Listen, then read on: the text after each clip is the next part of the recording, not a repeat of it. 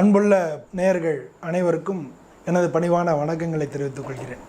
நம்ம இந்த பதிவில் பொதுவாக இந்த மாதிரி ஜாதகங்கள் இது மாதிரி பார்க்கும்பொழுது நமக்கு யாரோட நம்ம பழக்கம் வச்சுக்கலாம், யாரோட நமக்கு உறவுகள் சரியாக வரும், பிஸ்னஸ் இது மாதிரிலாம் பண்ணுறோம், எந்த ராசிகளோட நமக்கு திருமணம் பண்ணால் சரியாக வராது, இந்த மாதிரியான விஷயங்களையும் நம்ம தெரிஞ்சுக்க வேண்டியது அவசியமாக இருக்குது.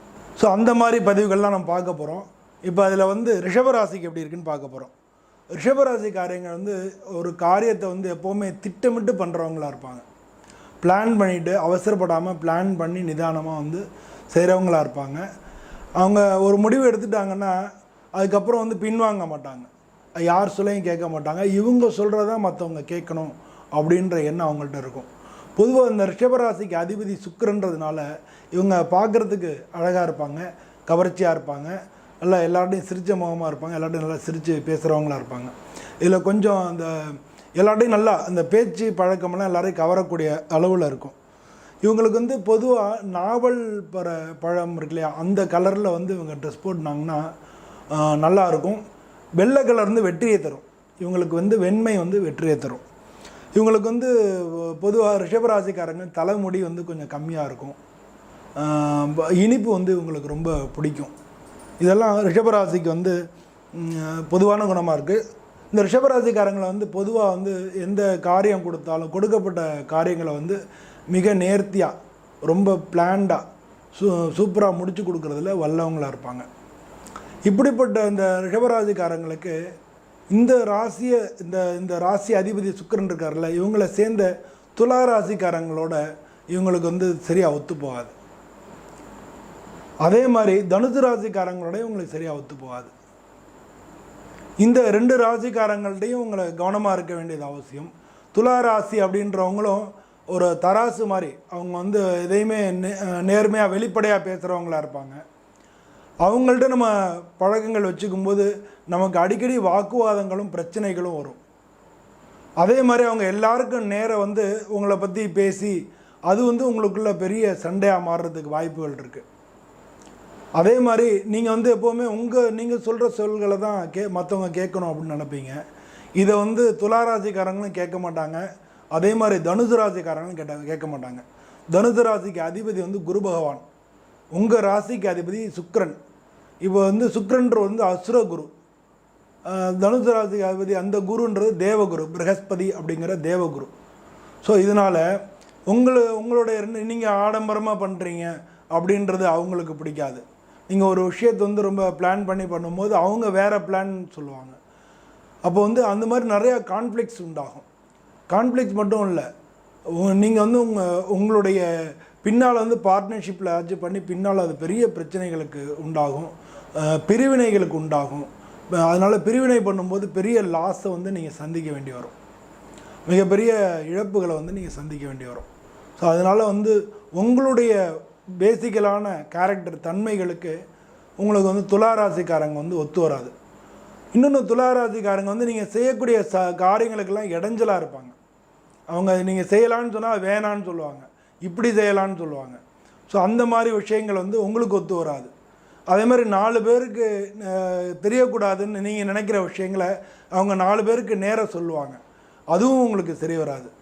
அதே மாதிரி தனுசு ராசிக்காரங்க என்ன பண்ணுவாங்க அப்படின்னா, அவங்க நல்ல ஆக்சுவலாக தனுசு ராசிக்கான விசுவாசி தான் அப்படின்னா கூட உங்களுடைய பிஸ்னஸ் அப்படின்னு வரும்பொழுது அவங்களுடைய செயல்பாடுகள் உங்களுக்கு பெரிய நஷ்டங்களை ஏற்படுத்துகிறதாகவும் நீங்கள் கோர்ட்டு கேஸுன்னு சொல்லி பின்னால் அலைய வேண்டி வந்துடும். அந்த மாதிரி விஷயங்களுக்கு அவங்க காரணக்கர்த்தா ஆயிடுவாங்க. பொதுவாக இந்த 2 ராசிக்காரங்கள்டையும் நீங்கள் ஜாக்கிரதையாக இருக்க வேண்டியது ரொம்ப ரொம்ப அவசியமாக இருக்குது. இப்போ அதே மாதிரி தான் ஒருத்தர் இருந்தார். அவர் என்னென்னா ஒரு முக்கியமான டயத்தில் அவங்களுக்கு உடம்பு முடியாமல் போச்சு. அவர் அந்த காரியத்தை நிறுத்தர வச்சாலும் செஞ்சுருக்கலாம், ஆனால் அதுக்கும் முடியாமல் போய் அந்த பிஸ்னஸே பெரிய லாஸ்ட்டில் வந்துடுது.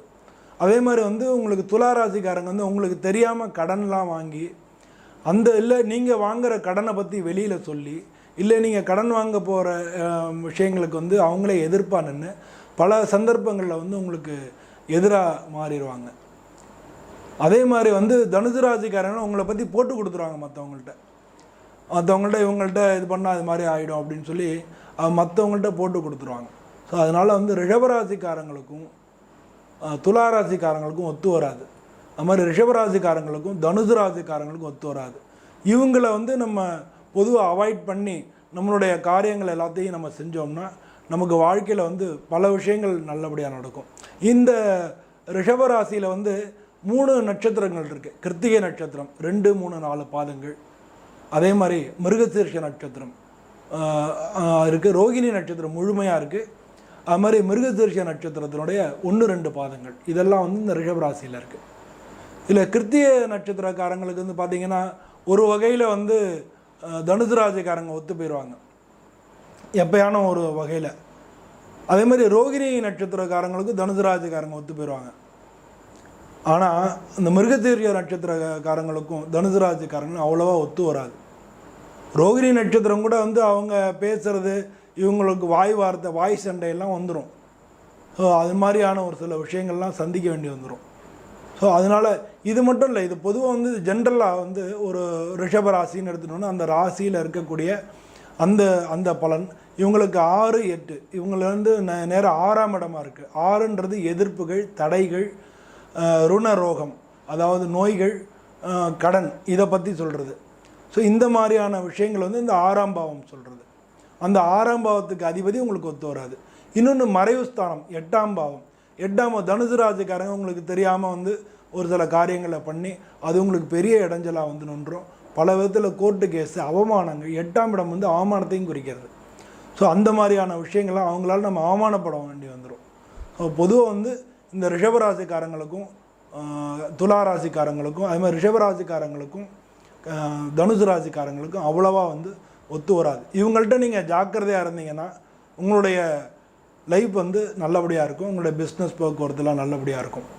பொதுவாக வந்து இந்த சஷ்டாஷ்டக தோஷம் அப்படின்னு சொல்லுவாங்க. இந்த சஷ்டாஷ்டக தோஷம் வந்து திருமணத்துக்குமே ஒத்து வராது. திருமணமும் ரிஷபராசிக்காரங்களும் அதே மாதிரி துளாராசிக்காரங்களும் பண்ணக்கூடாது. அது மாதிரி ரிஷபராசிக்காரங்களும் தனுசு ராசிக்காரங்களும் திருமணமும் பண்ணக்கூடாது. திருமணமும் உங்களுக்கு பண்ணாங்கன்னா அவங்க வாழ்க்கையில் பிரிவுகளை எந்த வயசானாலும் சரி ஒரு அந்த காலகட்டங்கள் வரும்பொழுது உங்களுடைய தசாநாதன் இருக்கார் இல்லையா, அந்த காலகட்டங்கள் வரும்போது பிரிவினைகளை நோக்கி போகிறதுக்கு உண்டான வாய்ப்புகள் மிக மிக அதிகமாக இருக்குது. அதனால் வந்து நீங்கள் எந்த மாதிரியான ராசிகளோட நம்மளுடைய பழக்க வழக்கங்கள் அதை வந்து நம்ம சரி பண்ணிட்டோம்னா நம்ம லைஃப் ரொம்ப நல்லாவே இருக்கும். எல்லாருக்கும் நன்றி.